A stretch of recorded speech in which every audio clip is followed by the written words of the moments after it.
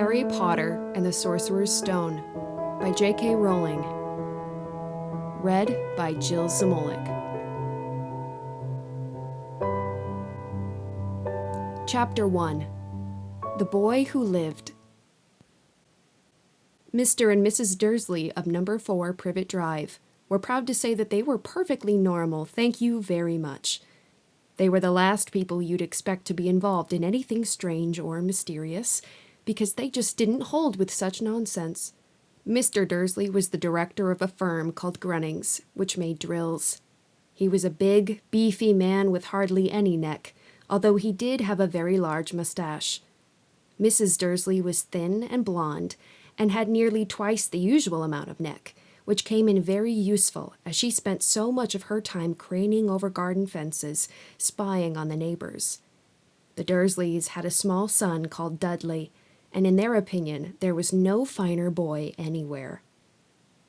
The Dursleys had everything they wanted, but they also had a secret, and their greatest fear was that somebody would discover it. They didn't think they could bear if anyone found out about the Potters.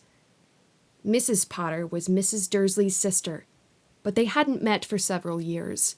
In fact, Mrs. Dursley pretended she didn't have a sister, because her sister and her good-for-nothing husband were as un-Dursleyish as it was possible to be. The Dursleys shuddered to think what the neighbors would say if the Potters arrived in the street. The Dursleys knew that the Potters had a small son, too, but they had never even seen him. This boy was another good reason for keeping the Potters away. They didn't want Dudley mixing with a child like that. When Mr. and Mrs. Dursley woke up on that dull, gray Tuesday our story starts, there was nothing about the cloudy sky outside to suggest that strange and mysterious things would soon be happening all over the country. Mr. Dursley hummed as he picked out his most boring tie for work, and Mrs. Dursley gossiped away happily as she wrestled a screaming Dudley into his high chair. None of them noticed a large tawny owl flutter past the window. At 8:30, Mr. Dursley picked up his briefcase, pecked Mrs. Dursley on the cheek, and tried to kiss Dudley goodbye but missed, because Dudley was now having a tantrum and throwing his cereal at the walls. "Little tyke," chortled Mr. Dursley as he left the house. He got into his car and backed out of No. 4's drive. It was on the corner of the street that he noticed the first sign of something peculiar, a cat reading a map. For a second, Mr. Dursley didn't realize what he had seen. Then he jerked his head around to look again. There was a tabby cat standing on the corner of Privet Drive, but there wasn't a map in sight. What could he have been thinking of? It must have been a trick of the light. Mr. Dursley blinked and stared at the cat. It stared back. As Mr. Dursley drove around the corner and up the road, he watched the cat in his mirror. It was now reading the sign that said Privet Drive. No, looking at the sign. Cats couldn't read maps or signs. Mr. Dursley gave himself a little shake and put the cat out of his mind. As he drove toward the town, he thought of nothing except a large order of drills he was hoping to get that day. But on the edge of town, drills were driven out of his mind by something else.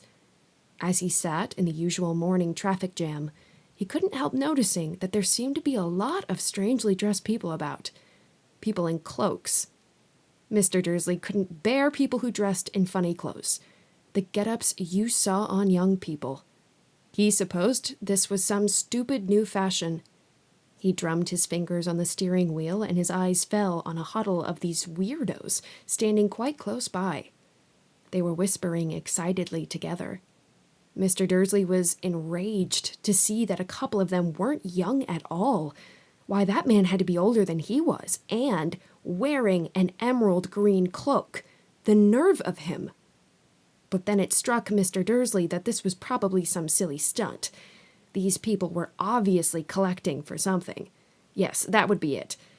The traffic moved on, and a few minutes later Mr. Dursley arrived at the Grunnings car park, his mind back on drills.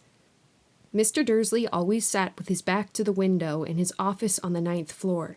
If he hadn't, he might have found it harder to concentrate on drills that morning. He didn't see the owls swooping past in broad daylight, though people down in the street did. They pointed and gazed open-mouthed as owl after owl sped overhead. Most of them had never seen an owl even at night time. Mr. Dursley, however, had a perfectly normal owl-free morning. He yelled at 5 different people. He made several important telephone calls and shouted a bit more. He was in a very good mood until lunchtime, when he thought he'd stretch his legs and walk across the road to buy himself a bun from the baker's opposite. He'd forgotten all about the people in cloaks until he passed a group of them next to the baker's.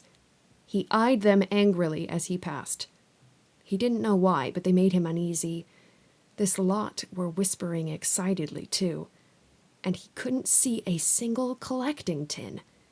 It was on his way back past them, clutching a large donut in a bag, that he caught a few words of what they were saying. "The Potters, that's right, that's what I heard.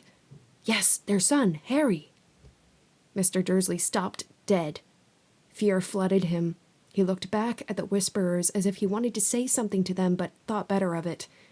He dashed back across the road, hurried up to his office, snapped at his secretary not to disturb him, seized his telephone, and had almost finishing dialing his home number when he changed his mind.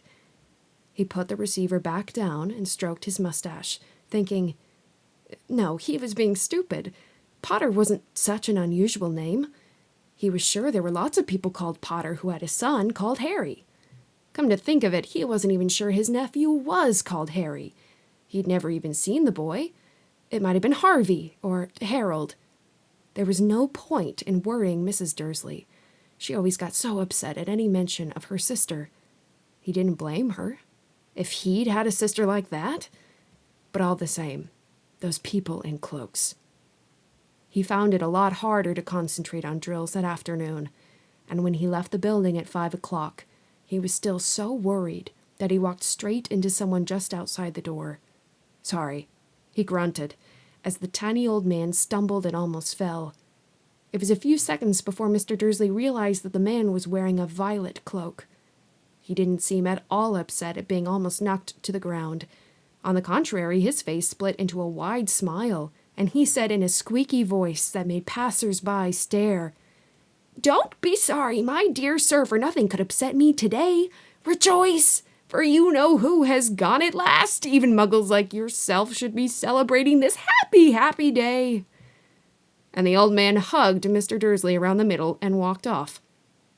Mr. Dursley stood rooted to the spot. He had been hugged by a complete stranger. He also thought he had been called a muggle, whatever that was. He was rattled. He hurried to his car and set off home, hoping he was imagining things which he had never hoped before, because he didn't approve of imagination. As he pulled into the driveway of number 4, the first thing he saw, and it didn't improve his mood, was the tabby cat he'd spotted that morning. It was now sitting on his garden wall. He was sure it was the same one. It had the same markings around its eyes. "Shoo!" said Mr. Dursley loudly. The cat didn't move. It just gave him a stern look. Was this normal cat behavior? Mr. Dursley wondered. Trying to pull himself together, he let himself into the house. He was still determined not to mention anything to his wife. Mrs. Dursley had a nice, normal day. She told him over dinner all about Mrs. Next Door's problems with her daughter and how Dudley had learned a new word, shan't. Mr. Dursley tried to act normally. When Dudley had been put to bed, he went into the living room in time to catch the last report on the evening news. And finally, bird watchers everywhere have reported the nation's owls have been behaving very unusually today. Although owls normally hunt at night and are hardly ever seen in daylight, there have been hundreds of sightings of these birds flying in every direction since sunrise. Experts are unable to explain why the owls have suddenly changed their sleeping pattern. The newsreader allowed himself a grin. Most mysterious. And now over to Jim McGuffin with the weather. Going to be any more showers of owls tonight, Jim? "Well, Ted," said the weatherman, "I don't know about that, but it's not only the owls that have been acting oddly today. Viewers as far apart as Kent, Yorkshire, and Dundee have been phoning in to tell me that instead of the rain I promised yesterday, they've had a downpour of shooting stars. Perhaps people have been celebrating bonfire night early. It's not until next week, folks, but I can promise a wet night tonight." Mr. Dursley sat frozen in his armchair. Shooting stars all over Britain. Owls flying by daylight? Mysterious people in cloaks all over the place, and a whisper about the Potters. Mrs. Dursley came into the living room carrying 2 cups of tea. It was no good. He'd have to say something to her. He cleared his throat nervously. Petunia, dear, you haven't heard from your sister lately, have you? As he had expected, Mrs. Dursley looked shocked and angry. After all, they normally pretended she didn't have a sister. No, she said sharply. Why? Funny stuff on the news, Mr. Dursley mumbled. Owls, shooting stars, and there were a lot of funny-looking people in town today. So? Snapped Mrs. Dursley. Well, I just thought maybe it was something to do with, her lot. Mrs. Dursley sipped her tea through pursed lips. Mr. Dursley wondered whether he had dared tell her he'd heard the name Potter. He decided he didn't dare. Instead, he said, as casually as he could, Their son, he'd be about Dudley's age now, wouldn't he? I suppose so, said Mrs. Dursley stiffly. What's his name again? Howard? Isn't it? Harry. Nasty common name, if you ask me. Oh, yes, said Mr. Dursley, his heart sinking horribly. Yes, I quite agree. He didn't say another word on the subject as they went upstairs to bed. While Mrs. Dursley was in the bathroom, Mr. Dursley crept to the bedroom window and peered down into the front garden. The cat was still there. It was staring down Privet Drive as though it was waiting for something. Was he imagining things? Could all this have anything to do with the Potters? If it did, if it got out that they were related to a pair of, well, he didn't think he could bear it. The Dursleys got into bed. Mrs. Dursley fell asleep quickly, but Mr. Dursley lay awake, turning it all over in his mind. His last comforting thought before he fell asleep was that even if the Potters were involved, there was no reason for them to come near him and Mrs. Dursley. The Potters knew very well what he and Petunia thought about them and their kind. He couldn't see how he and Petunia could get mixed up in anything that might be going on. He yawned and turned over. It couldn't affect them. How very wrong he was. Mr. Dursley might have been drifting into an uneasy sleep, but the cat on the wall outside was showing no sign of sleepiness. It was sitting as still as a statue, its eyes fixed unblinkingly on the far corner of Privet Drive. It didn't so much as quiver when a car door slammed in the next street, nor when 2 owls swooped overhead. In fact, it was nearly midnight before the cat moved at all. A man appeared on the corner the cat had been watching. Appeared so suddenly and silently you'd have thought he'd just popped out of the ground. The cat's tail twitched and its eyes narrowed. Nothing like this man had ever been seen on Privet Drive. He was tall, thin, and very old, judging by the silver of his hair and beard, which were both long enough to tuck into his belt.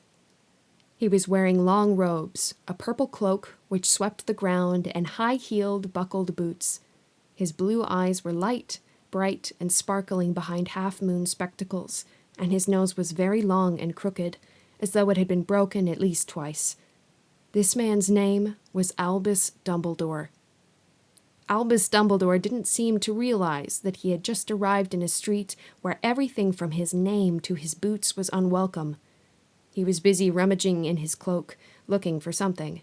But he did seem to realize he was being watched, because he looked up suddenly at the cat, which was still staring at him from the other end of the street. For some reason, the sight of the cat seemed to amuse him. He chuckled and muttered, "I should have known." He had found what he was looking for in his inside pocket. It seemed to be a silver cigarette lighter. He flicked it open, held it up in the air, and clicked it. The nearest street lamp went out with a little pop. He clicked it again. The next lamp flickered into darkness. 12 times he clicked the put-outer, until the only lights left in the whole street were 2 tiny pinpricks in the distance, which were the eyes of the cat watching him. If anyone looked out their window now, even the beady-eyed Mrs. Dursley, they wouldn't be able to see anything that was happening down on the pavement.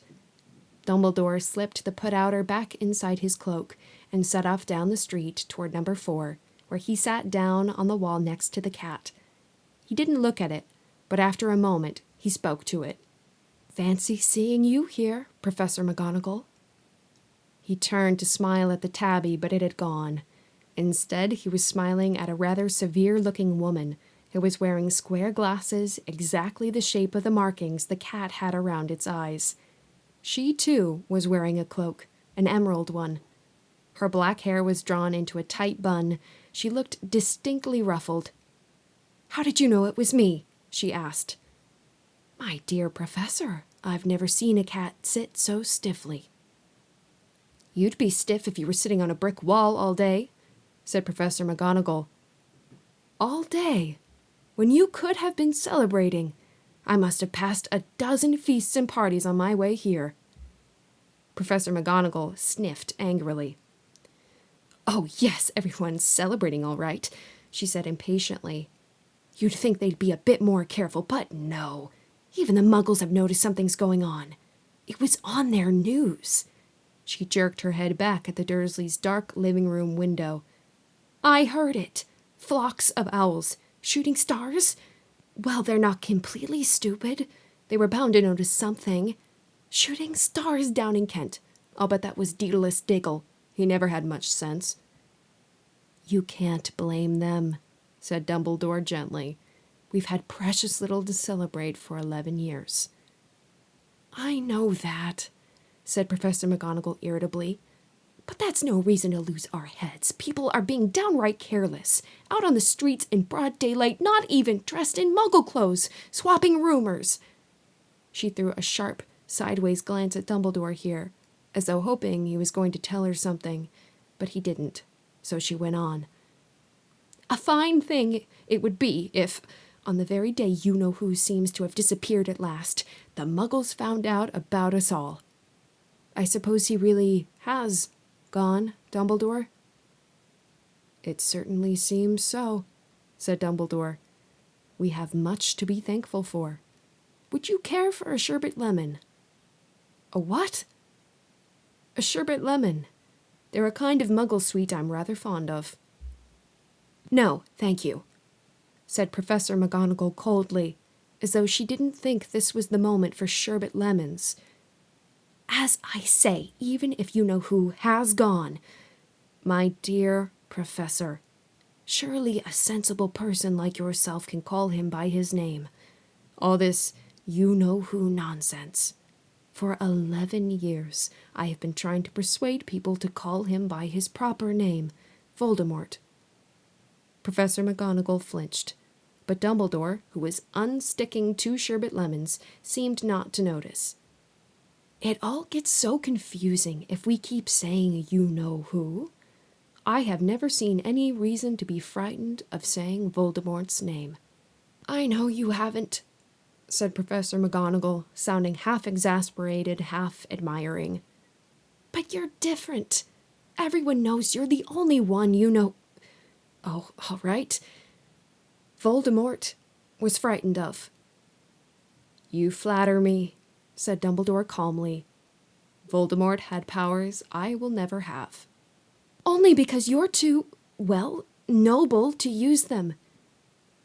"It's lucky it's dark. I haven't blushed so much since Madame Pomfrey told me she liked my new earmuffs." Professor McGonagall shot a sharp look at Dumbledore and said, "The owls are nothing to the rumors that are flying around. You know what everyone's saying about why he's disappeared, about what finally stopped him?" It seemed that Professor McGonagall had reached the point she was most anxious to discuss, the real reason she had been waiting on a cold, hard wall all day, for neither as a cat nor as a woman had she fixed Dumbledore with such a piercing stare as she did now. It was plain that whatever everyone was saying, she was not going to believe it until Dumbledore told her it was true. Dumbledore, however, was choosing another sherbet lemon and did not answer. "What they're saying," she pressed on, is that last night Voldemort turned up in Godric's Hollow. He went to find the Potters. The rumor is that Lily and James Potter that they're dead. Dumbledore bowed his head. Professor McGonagall gasped. Lily and James.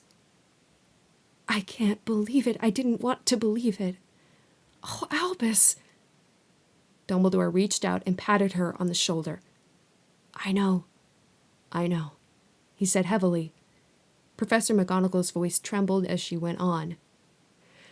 That's not all. They're saying he tried to kill the Potter's son, Harry, but he couldn't. He couldn't kill that little boy. No one knows why or how, but they're saying that when he couldn't kill Harry Potter, Voldemort's power somehow broke, and that's why he's gone. Dumbledore nodded glumly. It's true? Faltered Professor McGonagall.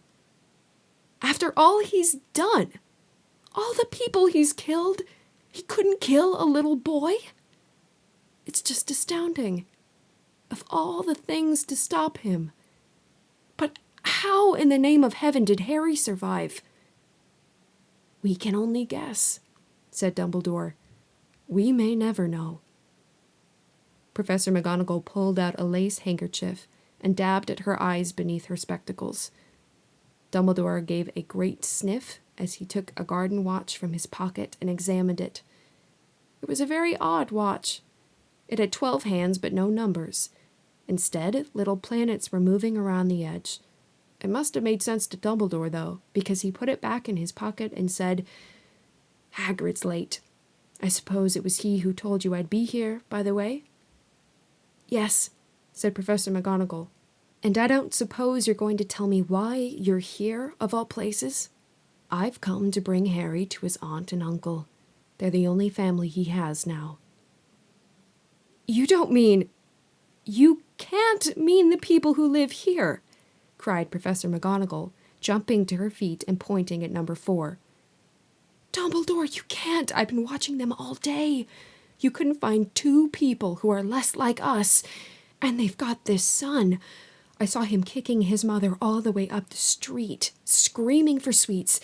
Harry Potter, come and live here. It's the best place for him, said Dumbledore firmly.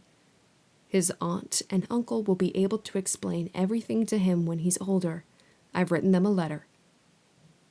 A letter, repeated Professor McGonagall faintly, sitting back down on the wall. Really, Dumbledore, you think you can explain all this in a letter? These people will never understand him. He'll be famous, a legend. I wouldn't be surprised if today was known as Harry Potter Day in the future. There will be books written about Harry. Every child in our world will know his name. Exactly, said Dumbledore, looking very seriously over the top of his half-moon glasses. It would be enough to turn any boy's head. Famous before he can walk and talk. Famous for something he won't even remember. Can't you see how much better off he'll be growing up away from all that until he's ready to take it? Professor McGonagall opened her mouth, changed her mind, swallowed, and then said, Yes, you're right, of course. But how is the boy getting here, Dumbledore? She eyed his cloak suddenly as though she thought he might be hiding Harry underneath it. Hagrid's bringing him. You think it wise to trust Hagrid with something as important as this? I would trust Hagrid with my life, said Dumbledore. I'm not saying his heart isn't in the right place, said Professor McGonagall grudgingly. But you can't pretend he's not careless. He does tend to... What was that? A low rumbling sound had broken the silence around them. It grew steadily louder as they looked up and down the street for some sign of a headlight. It swelled to a roar as they both looked up at the sky, and a huge motorbike fell out of the air and landed on the road in front of them. If the motorbike was huge, it was nothing to the man who was sitting astride it. He was almost twice as tall as a normal man, and at least 5 times as wide. He looked simply too big to be allowed, and so wild. Long tangles of bushy black hair and beard hid most of his face. He had hands the size of dustbin lids, and his feet in their leather boots were like baby dolphins. In his vast, muscular arms, he was holding a bundle of blankets. "Hagrid," said Dumbledore, sounding relieved. "At last. And where did you get that motorbike?" "Borrowed it, Professor Dumbledore, sir," said the giant, climbing carefully off the motorbike as he spoke. "Young Sirius Black lent it me. I've got him, sir." "No problems, were there?" "No, sir. House was almost destroyed, but I got him out all right before the muggles started swarming around. He fell asleep as we were flying over Bristol." Dumbledore and Professor McGonagall bent forward over the bundle of blankets. Inside, just visible, was a baby boy, fast asleep. Under a tuft of jet-black hair over his forehead, they could see a curiously shaped cut, like a bolt of lightning. "Is that where?" whispered Professor McGonagall. "Yes," said Dumbledore. "He'll have that scar forever." "Couldn't you do something about it, Dumbledore?" "Even if I could, I wouldn't. Scars can come in useful. I have one myself above my left knee, which is a perfect map of the London Underground. Well, give him here, Hagrid. We'd better get this over with." Dumbledore took Harry in his arms and turned toward the Dursleys' house. Could I say goodbye to him, sir?" asked Hagrid. He bent his great, shaggy head over Harry and gave him what must have been a very scratchy, whiskery kiss. Then suddenly, Hagrid let out a howl like a wounded dog. "Shh!" hissed Professor McGonagall. "You'll wake the Muggles!" "Sorry," sobbed Hagrid, taking out a large spotted handkerchief and burying his face in it. "But I can't stand it. Lily and James dead, and poor little Harry off to live with Muggles." Yes, it is all very sad, but get a grip on yourself, Hagrid, or we'll be found," Professor McGonagall whispered, patting Hagrid gingerly on the arm as Dumbledore stepped over the low garden wall and walked to the front door. He laid Harry gently on the doorstep, took a letter out of his cloak, tucked it inside Harry's blankets, and then came back to the other two. For a full minute, the three of them stood and looked at the little bundle. Hagrid's shoulders shook, Professor McGonagall blinked furiously, and the twinkling light that usually shone from Dumbledore's eyes seemed to have gone out. "Well," said Dumbledore finally, "that's that. We've no business staying here. We may as well go and join the celebrations." "Yeah," said Hagrid in a very muffled voice. "I'd best get this bike away. Good night, Professor McGonagall. Professor Dumbledore, sir." Wiping his streaming eyes on his jacket sleeve, Hagrid swung himself onto the motorbike and kicked the engine into life. With a roar, it rose into the air and off into the night. "I shall see you soon, I expect, Professor McGonagall," said Dumbledore, nodding to her. Professor McGonagall blew her nose in reply. Dumbledore turned and walked back down the street. On the corner he stopped and took out the silver put-outer. He clicked it once, and 12 balls of light sped back to their street lamps, so that Privet Drive glowed suddenly orange, and he could make out a tabby cat slinking around the corner at the other end of the street. He could just see the bundle of blankets on the step of number 4. "Good luck, Harry," he murmured. He turned on his heel, and with a swish of his cloak, he was gone. A breeze ruffled the neat hedges of Privet Drive, which lay silent and tidy under the inky sky, the very last place you would expect astonishing things to happen. Harry Potter rolled over inside his blankets without waking up. One small hand closed on the letter beside him, and he slept on, not knowing he was special, not knowing he was famous, not knowing he would be woken in a few hours' time by Mrs. Dursley's scream as she opened the front door to put out the milk bottles, nor that he would spend the next few weeks being prodded and pinched by his cousin Dudley. He couldn't know that at this very moment, people meeting in secret all over the country were were holding up their glasses and saying in hushed voices, "To Harry Potter, the boy who lived."